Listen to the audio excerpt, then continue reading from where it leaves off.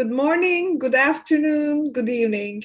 Welcome to our panel titled Getting Back on Track, where we will discuss the potentials of a new health agency framework in closing the gender equality gap in the field of health. My name is Zeynep, and I lead Ashoka's Next Now Gender field out of Istanbul, Turkey. We are very happy to host this session together with Ashoka's health agency team and Next Now Gender team.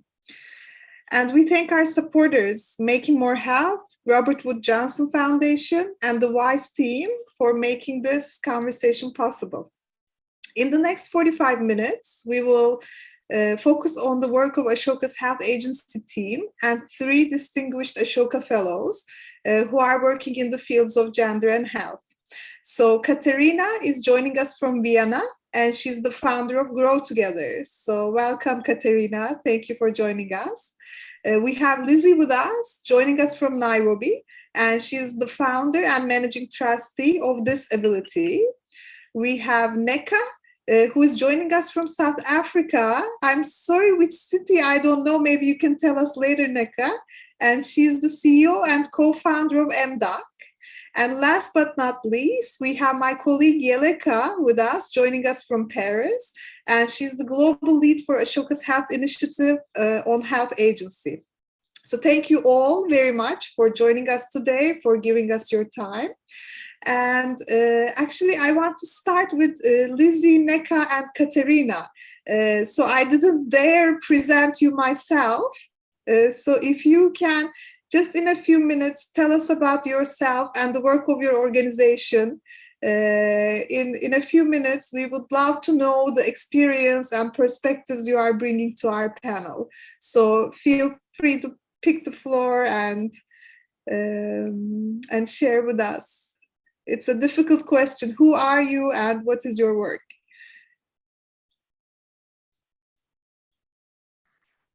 I'm happy to go ahead. Thank you so much, Zainab, for the introduction, and it's truly a privilege to be with you all today.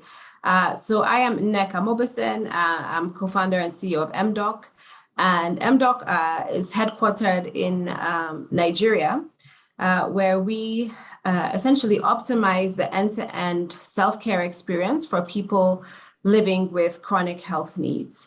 My background is I'm an engineer, trained, engineer turned pediatrician turned entrepreneur. And I recognized years ago from losing my father prematurely and preventably from chronic disease, and from the reality that very little funding had been really focusing and being brought into countries across Africa around building and shaping ecosystems to empower and enable people to live healthier lives.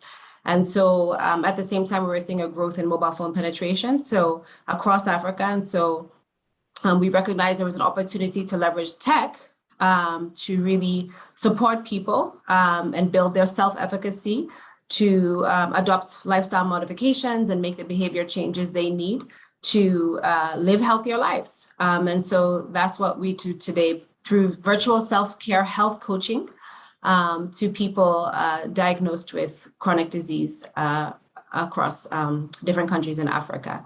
And we can share more on that as the discussion continues. Great.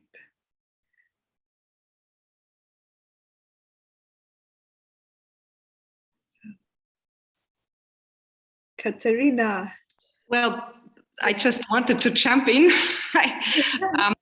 Also being a pediatrician, I just thought that kind of connects us, being a pediatrician basically on the other side of the world, sitting in Vienna, and which is based very, very beautifully in a very, very beautiful environment, and we're a very rich country. And still I'm working in social pediatrics. I'm also a psychotherapist, and my specialty in our hospital is child protection and social pediatrics. So what I do see or saw the last 20 years are abused children, mistreated children in one of the richest cities and most beautiful cities of the world. And the point is, how can we prevent this, what happens to the children, and how can we help? And the way we can help is to help the parents. The only way to help is to help the parents and to help them very, very, very early. Because usually when I see in a hospital, when I see the mistreated children, it's just too late. I mean, we have to look at it. Of course, we have to call the youth agency and all that, but it's too late. I also work as a psychotherapist with very, very young children. That just started like a couple of years ago. I mean, it's a couple of years, it's about 20 years ago. So, but anyways, it's a very young way of psychotherapy. And we can really change a lot in the lives of children and babies and mothers, especially when they are when they have a very bad background. And I remember this one story, and that was basically how I started Grow Together. There was this very young mother, and she had a baby, and she had a horrible background, a horrible story by herself. And she just realized during the therapy I was offering her, she realized she just can't do it without any help. And she asked me if there is enough help for her. And I just knew that just a little bit of help doesn't help enough. So there should be a lot of help for these young mothers, but there was nobody who could do that. And since it happened like that, I spoke to her and said, sorry, I have no idea where we can have this help. And then she said, well, if it's that way, I can't raise my child. And then she said, before I give this child to anybody else, I know that the child needs a foster family. She just handed her baby over to me and said, please make sure that the baby is growing up okay. And please make sure that this never happens again. That's kind of a burden. And of course it happens again.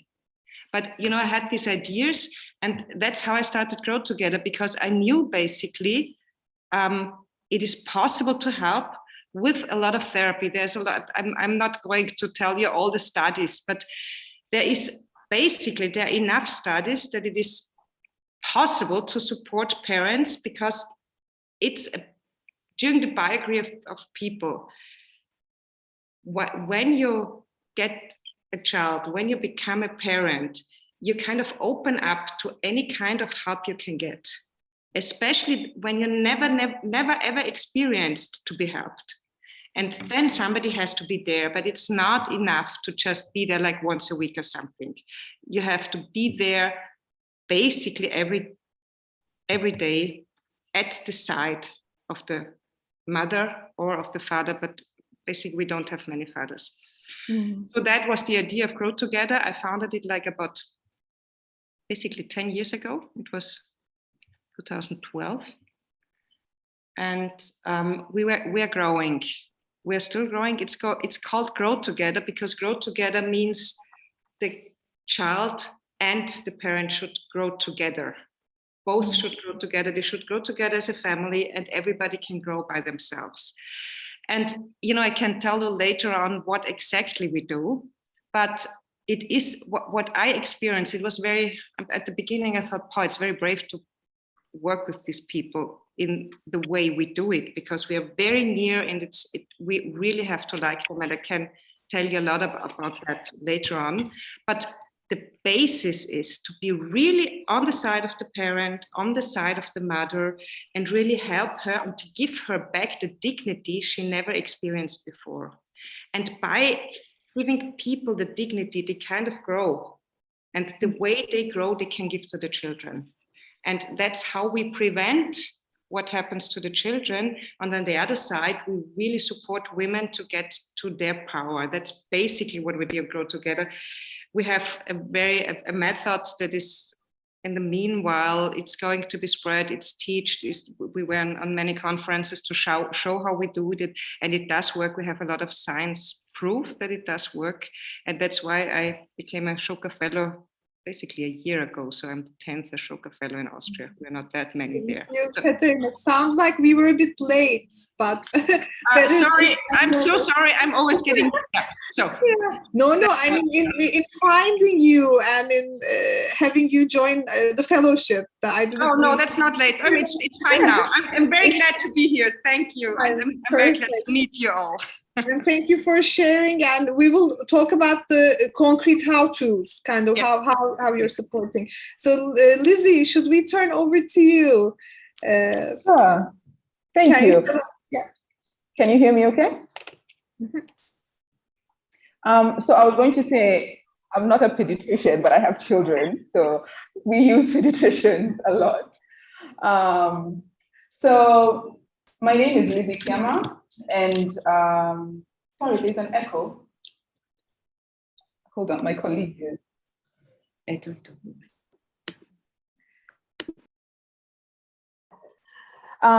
So my name is Lizzie Kiama, and I founded Disability Trust 10 years ago, actually, 2012. So maybe it was a good year for social entrepreneurs. And I focus my work around the sexual and reproductive health rights of women and girls with disabilities, mainly because of my own experience. I identify as a disabled woman, but also because my experience resonated with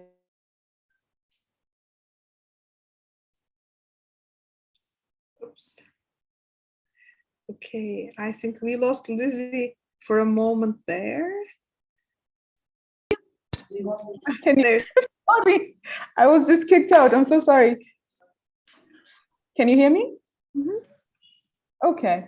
Yeah, so I was saying that my work focuses on sexual reproductive health rights, and we focused on this area because of my experience in terms of trying to access reproductive health care, identifying as a disabled woman, exploring my own sexuality as a disabled woman, which resonated with many other experiences of women and girls with disabilities in Kenya, particularly because there is very limited awareness around disability rights. And so the feedback that women with disabilities or their experiences when they want to become mothers, how they're perceived in the community, how they're treated in healthcare facilities has generally been negative. So my response in terms of, what could I do for myself, which impacted the lives of other women with disabilities, was to create this.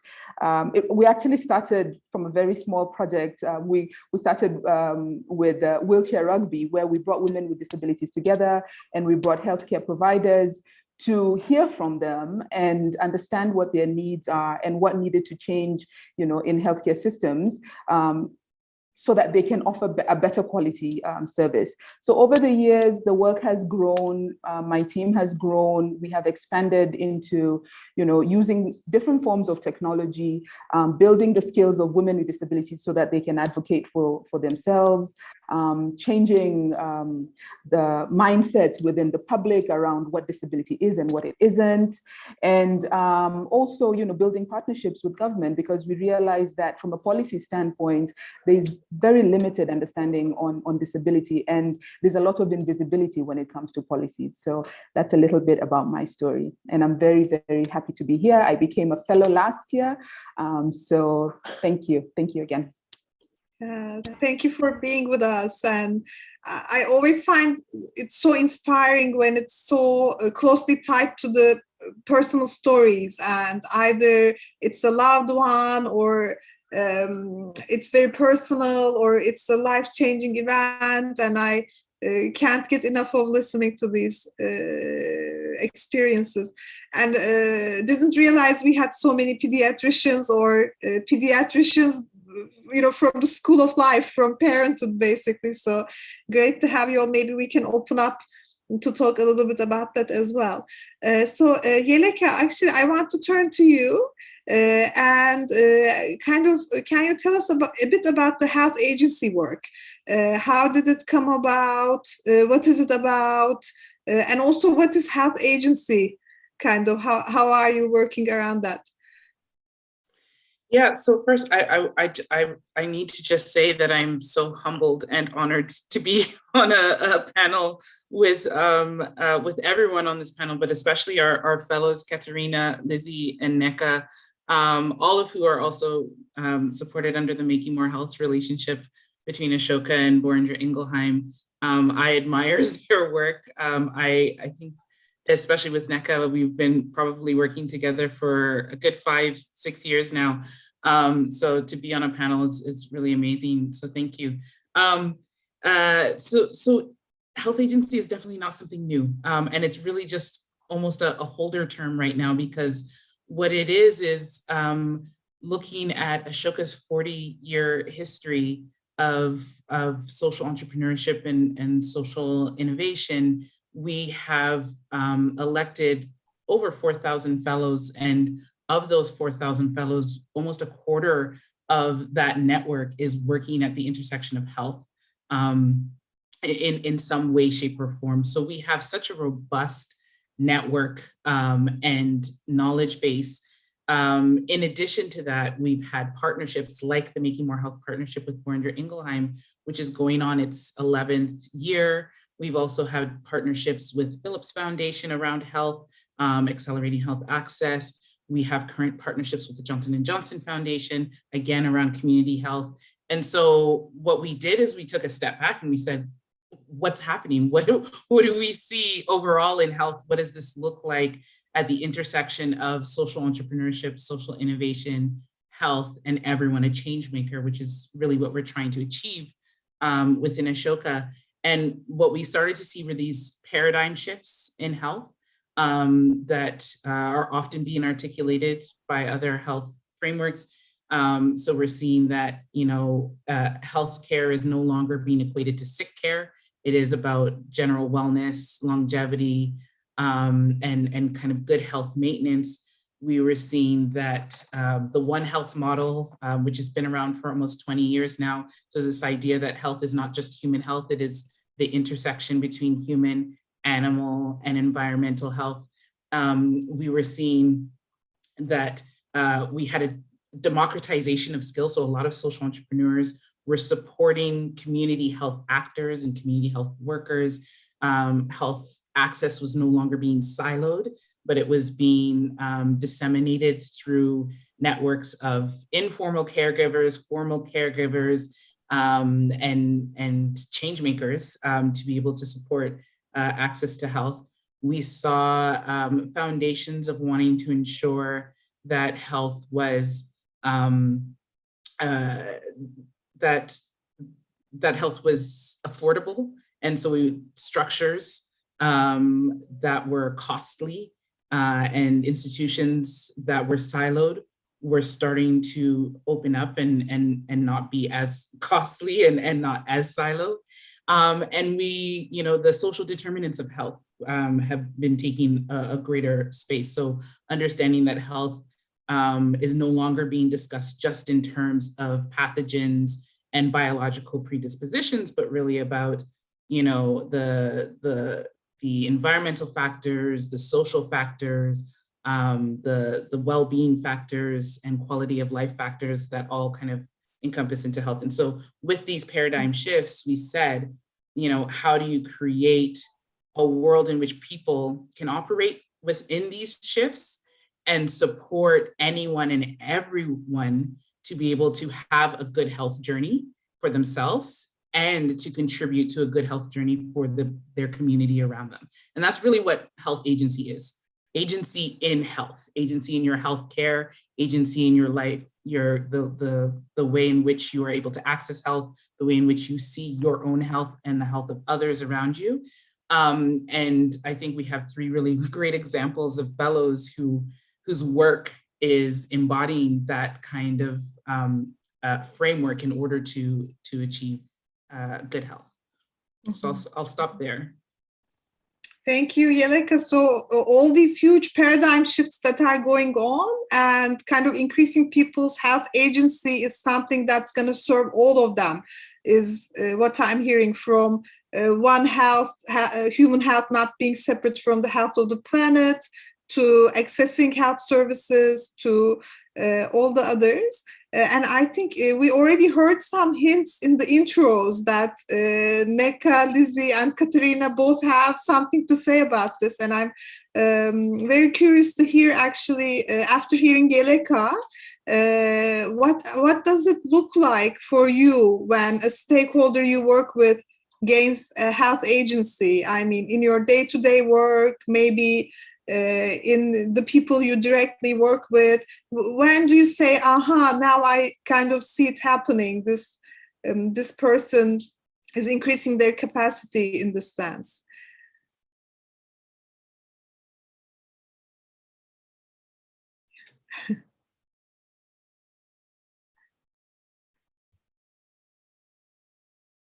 So any brave Shall I go?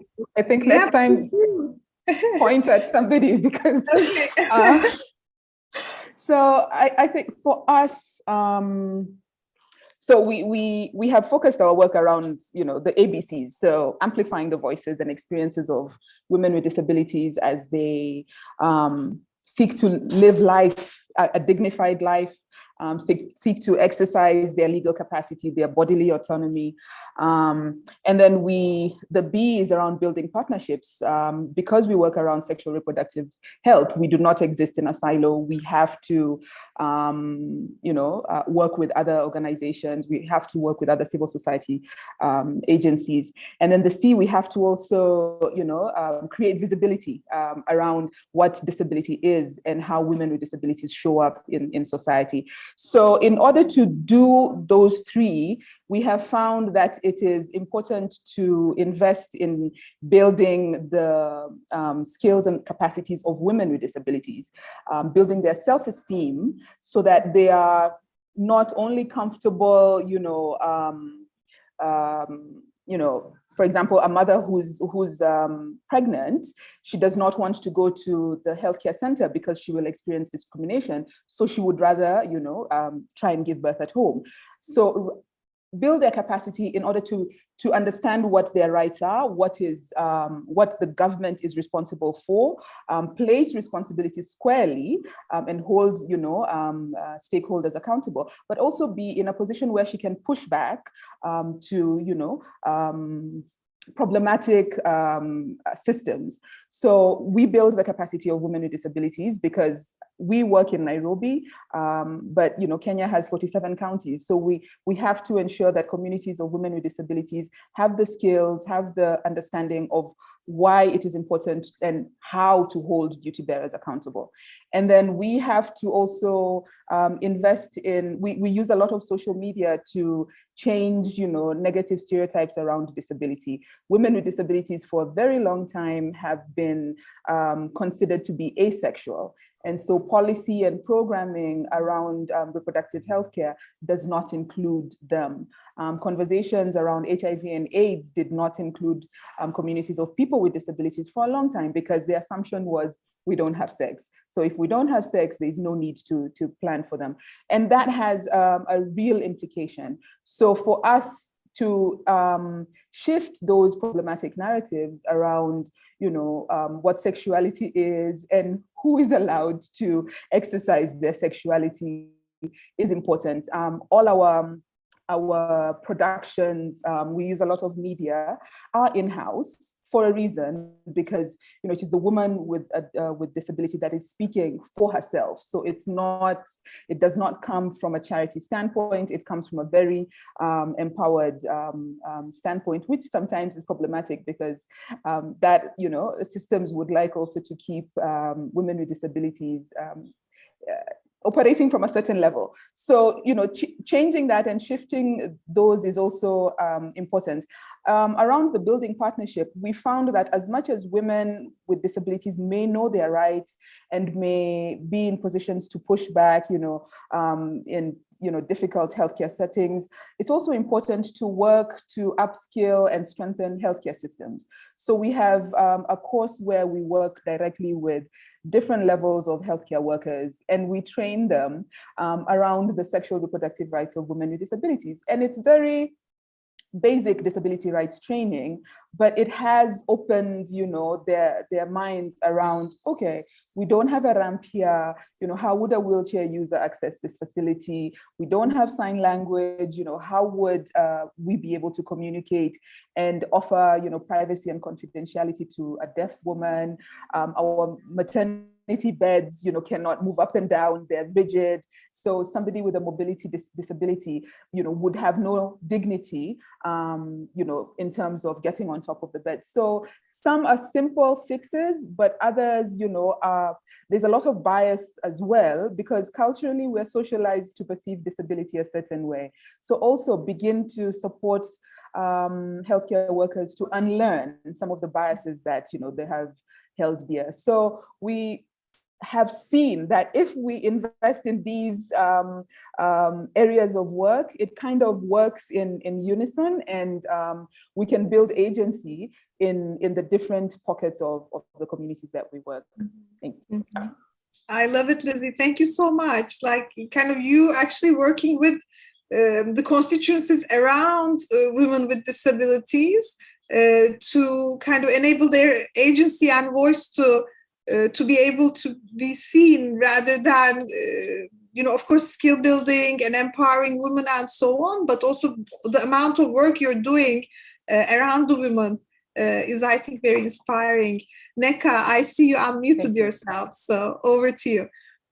Yes, because I think, it's pretty incredible to actually, hear Lizzie speak, and, just seeing the similarities in our work, and I think how we've approached this. So, if you kind of just look from a contextual basis across the world, so low and middle income countries across the world today are really faced with this growing burden of chronic disease. And about 75%, or the estimates are about 75% of preventable deaths are actually found in women, right, due to chronic disease. And a lot of times you really don't hear that. I think when it comes to Africa, you hear about maternal mortality for sure, but you definitely don't hear a lot of times about the link with chronic disease.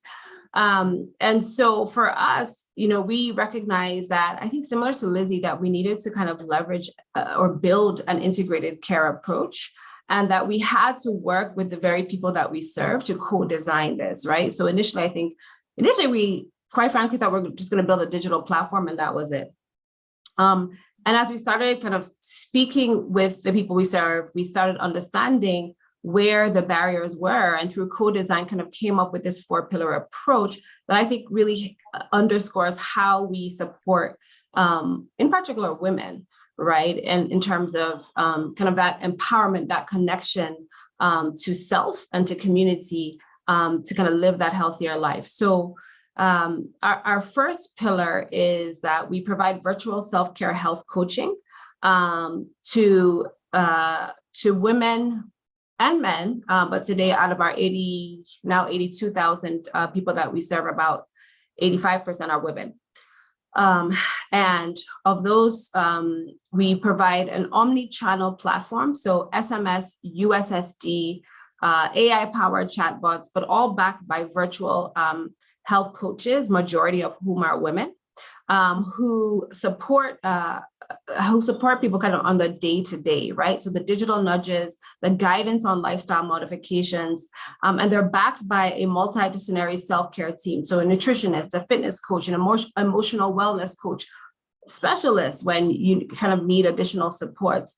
And that, initially, again, also was supposed to be just a web-based platform, but we soon learned that the people we were serving, so women, a lot of times either had a smartphone but didn't know how to use a smartphone for help, didn't have access to data, didn't have access to continuous electricity. And so we had to expand way beyond kind of our thinking to determine additional ways by which we could kind of leverage that tech to support them. And it's through this coaching that we kind of focus on building trust and building awareness and knowledge around self, around health, around what a woman can do in terms of improving her life. But then also the personalized coaching allows us to understand the context in which the woman is living, right? And therefore, what the barriers she has that may prevent her from adopting a specific lifestyle modifications, and allows kind of that problem solving together, right? So, and I'll speak to kind of an example in a second. So the second pillar of what we do is, we say we're here for you the 99.9% of the time that you're not in a healthcare facility. We complement the existing healthcare system. We do not prescribe, we do not diagnose. We're here for you when you're out of that facility. I'll be frank, in our setting now, we realize that we have to even be there with women when they're in the healthcare facility, right? To really kind of support them and help them amplify their voices. And so, what we did is we built a geocoded directory of healthcare services, facilities, and providers that women can also review, And so now we have about 4,000 reviews from women where they've documented their experience. And these reviews are aligned with the quality domain. So the domains of quality, timeliness, effectiveness, equity, et cetera. And that's important so that healthcare providers don't feel or aren't defensive when they're getting feedback around the experience, and therefore they're more motivated. I mean, kind of similar to what Lizzie highlighted, more motivated to change the way they provide care that provides more dignified and respectful care to women. And then the third pillar of what we do, again, recognizing that digital literacy is without question lower in women. We had to find a way to kind of bridge the gap. And so we've created, and it's actually through the Making More Health program that we were able to test this and then ultimately scale it, which is what we call nudge hubs. These are our hubs or health kiosks of sorts where women can walk in, meet with a coach in person, learn how to onboard onto the digital platform. And around these hubs, we also offer additional experiences. How do you cook, with almost no money, a healthy meal for yourself and your family? How do you actually learn how to use a phone? What does an OTP mean?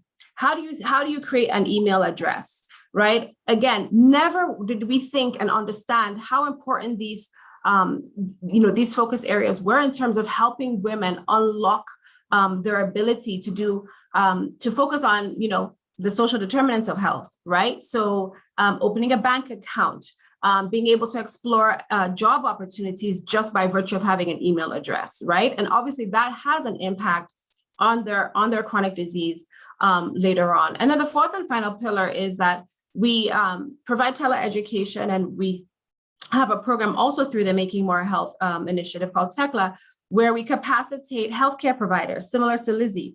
How do we, really understanding that there's so much bias, our educational systems are suffering when it comes to clinical care. And so we capacitate healthcare providers across Africa and build their knowledge. So they're more likely to provide the right kind of care at the right manner at the right time, all the time to the people that we serve. It's this collective, it's this integrated care approach that we feel, underscores our theory of change, which is that a fusion of digital nudges, and face-to-face support can facilitate the trust and collaboration needed for women to understand and be equipped with the knowledge and the self-efficacy.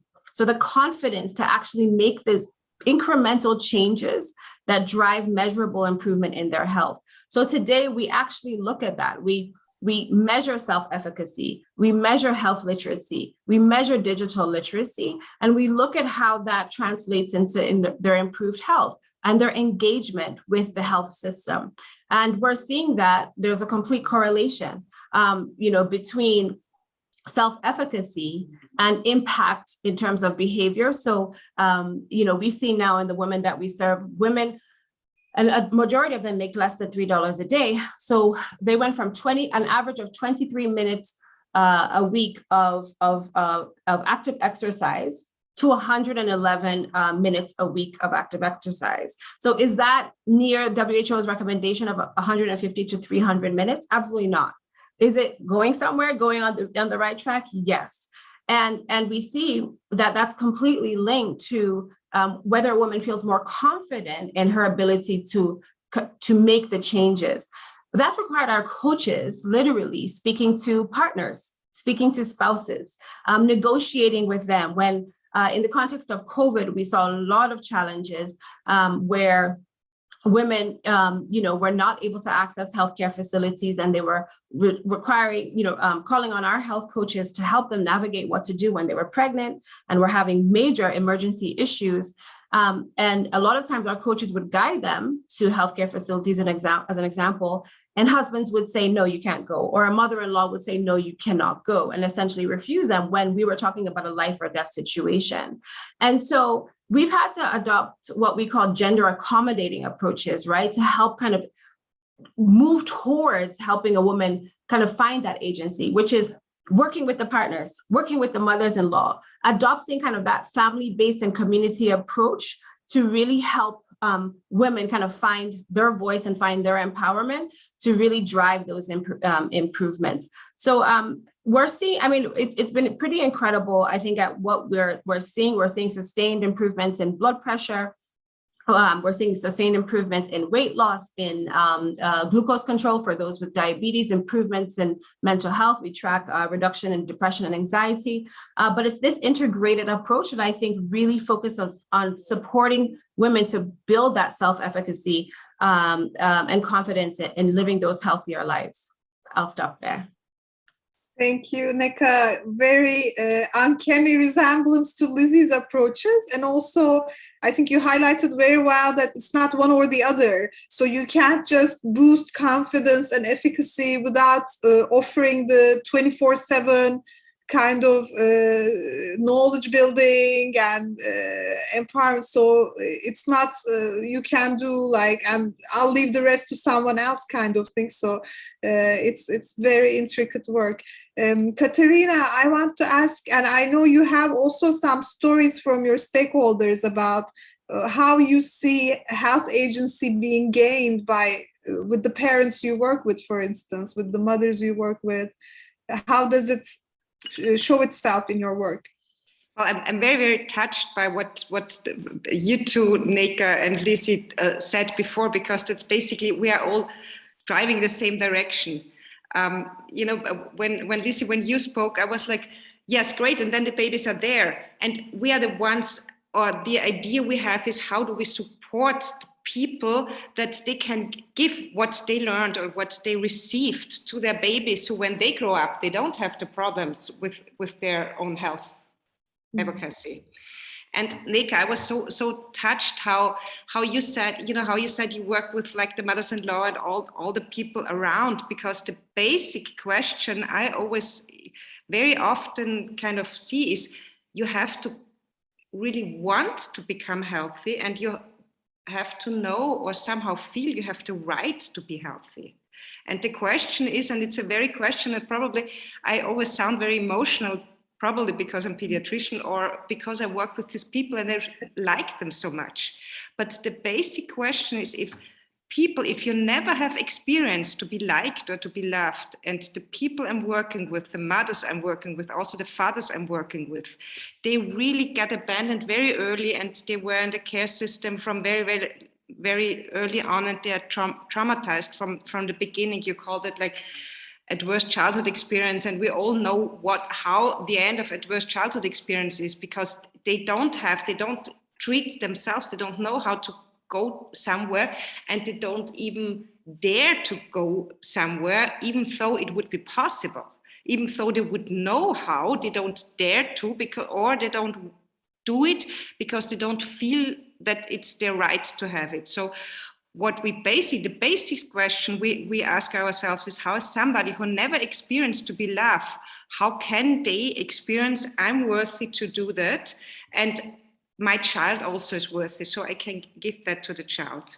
And what we do basically is be at the side of the women. I just have one woman in front of me. We are with them now for about 3 years, and we're very much focused on a one-to-one, really one-to-one, be with the women and be with them, with the children, because at the beginning you really have to feel that you are worth and there's somebody who helps you.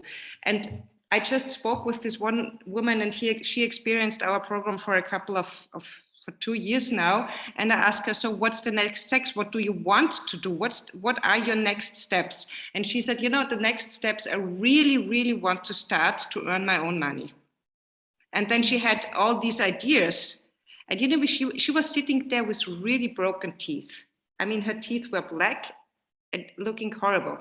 And then she said, and the first, I think I have to go to the dentist. And then she started, I know her pretty well. And she said, how hard it is to be the dentist when you experienced sexual abuse, because you're sitting on a chair and somebody with a mask is coming to you and doing something that is painful for you, and you can't move, you're not allowed to move, and all these stories are coming up. So how can this woman go to a dentist? And then the point was, she said, if the person who was with her when her children were small, who was with her through very many situations, if you come with me, I dare to go to the dentist. And she did that. And these are the points. The point is, you somehow have to see somebody who helps you to see the dignity within yourself. And then just another story. I'm a storyteller because I always think it's easier to feel it.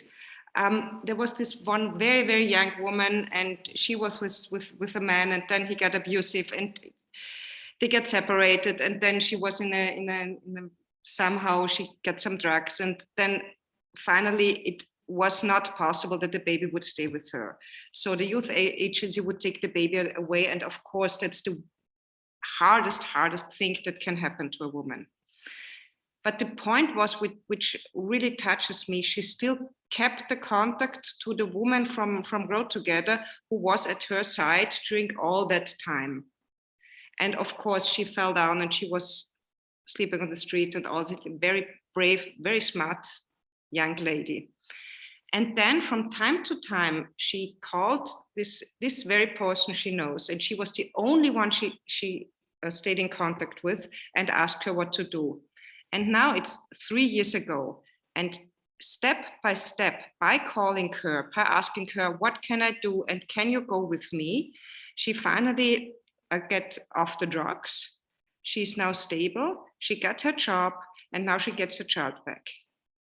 And then I also met her. I know the people not as good as the woman knows, but I know her. And I asked her, what did help you? And what she told me was, because the lady who was working with her, she told me, her name is Eva, Eva always saw somebody in me whom nobody else saw within me. And I knew that she saw this person within me, and because she saw it, I could grow to this very person. So basically, what is needed is one person. If you have this very, very traumatic experience, one person who is at your side, who respects you, and who shows you the dignity. And then there are all the other things that you already mentioned, and I'm not going to mention them again because it's basically the same thing. I think we're all doing the same. But if people or women are that traumatized, you need at least one person, and all the theories showing that that's the same thing with children, it's the same thing with everybody. You need one person at your side, and you need a person who really is able to do that and go through all the things. And that's the basic. How can we train people who do that? How can we support people doing that? Because it's hard work. It's hard work staying at the side of people who experience all these things. But basically, that's the way how it works. And all the other things need to be done. They really need to be done. You have to have the good health system. You have to have all the things. But that's what, I mean, you all basically probably know the salutogenesis from Aronofsky, who say what is necessary, that you build your own health. And the necessary is that you are worth yourself, that you have some kind of understanding, that you understand what happens, and that you have the feeling you can do something. And if you didn't experience that as a child, you need somebody who shows you that. And that's basically what we're doing. I mean, it's a big theory behind that, and it's all that, but that's the basis, and all the other things are coming to that. So I'm hoping I'm not too emotional about that, but I think that's the key element of what we all are doing. Katerina, thank you so much. I won't dare summarize the message here. I think it's very clear, and we all felt it kind of down to our bones. I want to take an opportunity to tell our audience, if you have any questions, comments, please share them with us in the chat, and we will try to answer them towards the end of our conversation. Now, I want to kind of bring us to the moment that we are in. So we can't say we're in the post-pandemic times yet, but maybe we can say we're in the post-peak pandemic times.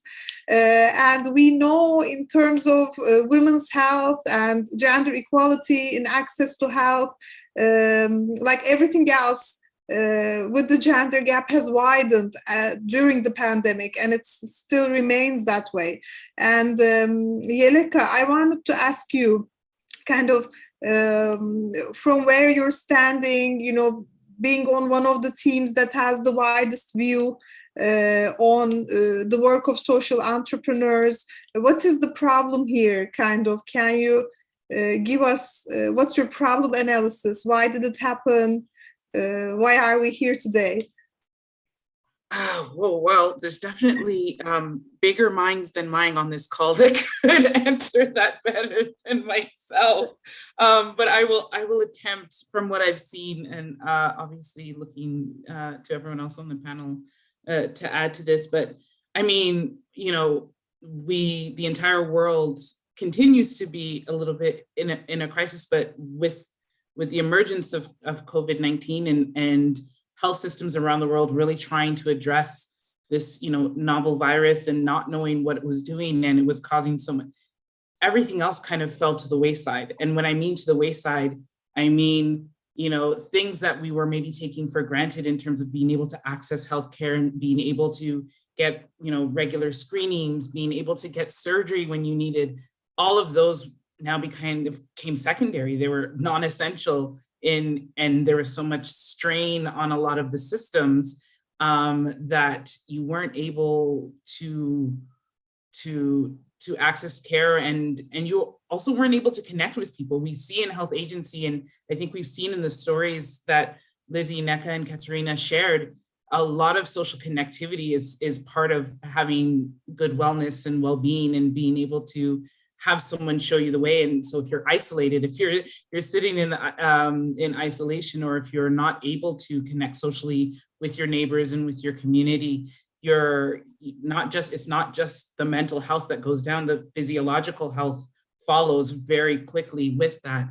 And so when we're saying we need to get back on track, we have the World Health Organization is saying that we're not on track to reach our targets for maternal health and maternal health care. And a lot of that has been as a result of setbacks from the pandemic. So how do we ensure that those 2 years in which we were kind of all in a whirlwind don't completely destroy what we were already trying to achieve and what we were making really great advances in? And that's just from a medical standpoint. When you start to take in social challenges that are happening around the world, it starts to compound. But I really want to pass it over to someone else on the call and see if they have anything to add to that.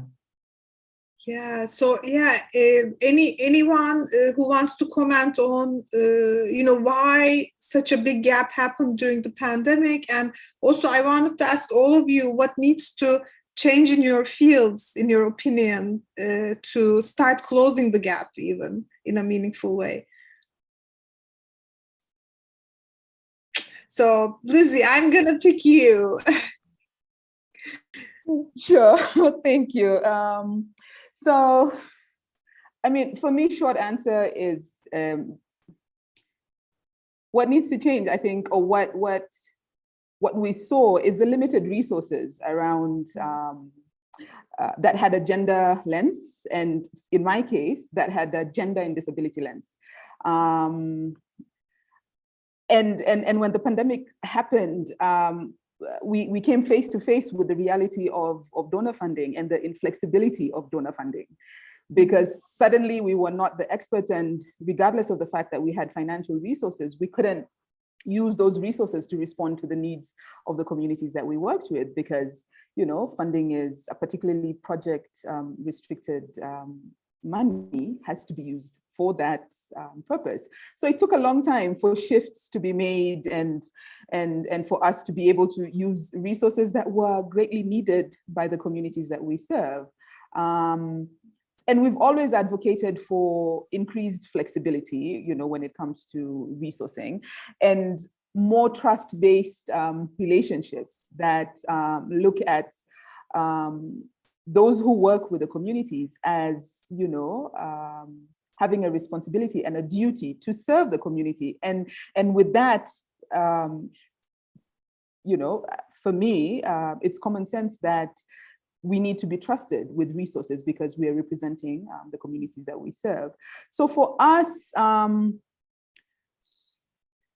gender equity means invest in more women with disabilities, invest in their capacities, shift the top-down approach to, doing things, invest in them so that they're able to push back and kind of disrupt power dynamics, because that's a big issue when it comes to accessing equitable and quality healthcare services.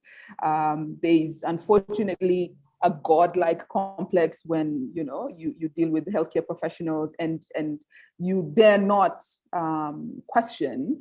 And for women with disabilities, because they have traditionally, because of the stigma and discrimination that exists in our society, and also the internalized stigma, what was said earlier around knowing that you have inherent rights is also something that needs to be navigated very, very carefully, because there has been a culture of complacency and kind of accepting that this will happen, and if it happens, there's no recourse, So for us, it means investing in women with disabilities. They definitely have the capacity. When the pandemic first started, we, as an organization, we used different forms of technology, and this was also a very shaky area to navigate, because everyone was saying people with disabilities have bigger needs. Investing in technology is not very strategic. But for us, we had begun investing before the pandemic, but we could not get funds for it when the pandemic happened, and everyone was using technology. Somehow everyone now was like, okay, where are those old concepts? We can fund this now, which was useful because we had done the groundwork. So we saw the need to invest in a USSD platform that allows people with disabilities to register themselves. Data collection is super limited when it comes to persons with disabilities in the country, and our policies, our governments rely on data to allow them to make any form of investments, even when especially when it comes to healthcare. The numbers of persons with disabilities dictate how much money goes into what ministry. So from a healthcare standpoint, money that should be going towards accessibility, strengthening healthcare systems, does not, because they don't have a good grasp on the numbers of people with disabilities. So we did that. It's called Hesabika. Hesabika is Swahili for be counted. Right now we have upwards of 18,000 people with disabilities registered. And now, because people with disabilities have faced limitations in accessing information, we also have connected this platform to a bulk SMS service. So we blast, critical information, particularly during the pandemic, and we still continue to do that. It's actually, it's quite sustainable as opposed to, bringing groups of people together in a forum. So we can, communicate with these 18,000 people at any time. And then we also, felt the need to build an e-learning platform where we have this course for healthcare workers, but we also have a course for digital literacy. Same as what Neka was saying around, people having, needing to increase their income generation in order to access quality healthcare. So we cannot move away from economic empowerment. So we build the skills of women with disabilities to use social media to increase their marketing. The pandemic came with a lot of social distancing measures, a lot of lost income for communities.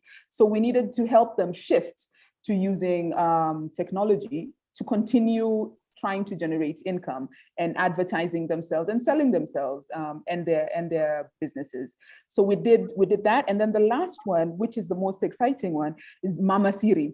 Mama Siri loosely translates to Siri is secret in Swahili, and Mama is universal for woman. So it's a woman who keeps a secret. It's a toll-free service. It is managed by women with disabilities in 8 counties, and it became a safe space to provide access to sexual reproductive health care, information and services for communities of women with disabilities, and also to kind of provide a platform to report violations that were happening in the community, because there was no one keeping track of that, during the pandemic. And when you're disabled,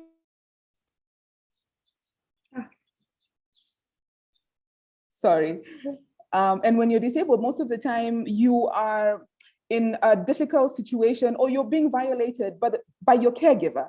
So Mama Siri, this toll-free service provided a way that, if you can access a phone, it's a free service. You can call another woman who has lived your reality, who understands what it is to navigate life as a disabled woman. And then Mama Siri is responsible for putting together or collating a list of service providers in her locality. So if there's an issue, she knows who to reach out to. If it is a case of sexual violence, if it is somebody who's looking for family planning, maternal health services, that are accessible, where a woman will not experience discrimination, the Mama Siri points them out and refers those service providers. So Mama Siri has become kind of our centralized service delivery platform for women with disabilities, and we are coordinating everything, even the skills, provision for healthcare workers.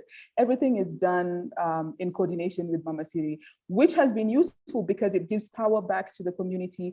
And now the needs of the communities and the solutions are derived from the women, and we, kind of shift the top-down approach.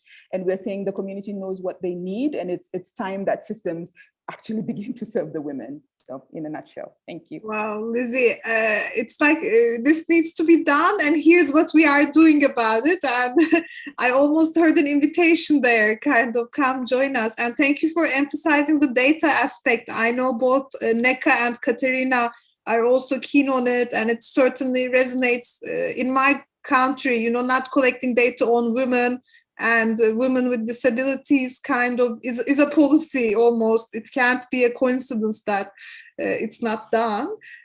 So thank you for that. And I want to turn to you, Neka, kind of what needs to be overcome in your field at this particular moment in time. Yeah, I mean, just, in the context of COVID, right? If you look at the different types of groups of healthcare providers, some have a much higher proportion of women, right? And so even from the burden perspective, so nurses, for instance, there are more women in the nursing profession than men. And so healthcare workers have felt the burden of COVID, right? Just as much as patients and citizens have felt. And, in the context of COVID, when there was kind of this shutdown per se, and nurses and doctors still had to keep going, our coaches literally had to be around 24/7. And our coaches are 95% women. And so there was this huge, I'll tell you, burnout. Without question, just tremendous burnout on my team. I think Katarina highlighted this, that just this notion that, if you as a woman have that support around you provided through a coach, that also gets displaced on the people who are providing that support. So, just really for us, it was kind of a recognition around being much more intentional around understanding all the different elements of what goes into empowerment. And trying to do more around amplifying partnerships. And so I think that a lot more in terms of partnership amplification has to be done, right? So how can we create much more gender transformative policies or gender accommodating policies that are going to transform care and how we provide support, right? From community, from the house, to the environment in which we live, to the faith-based organizations that many of our people, access. How can we transform or create these policies that really empower women? And I say this just because, you know, even at the, you know, I'll give you an example very, very quickly, just in the interest of time.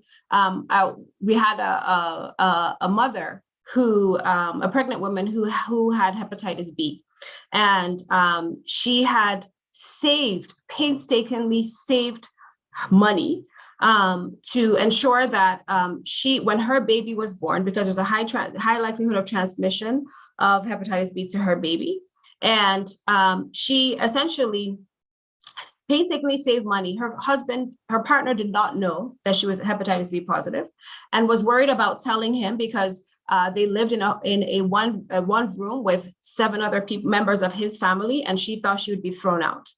And so her coach and her kind of made a plan on how she was going to access the hepatitis B vaccine. Forget about immunoglobulin, which is provided in kind of Western world, just at least the vaccine for the baby. She saved all the money. But despite kind of the growth in fintech and all of the work that's been done in Nigeria with that, and I'll say this, we hadn't kind of thought through that final point of how the purchase would happen.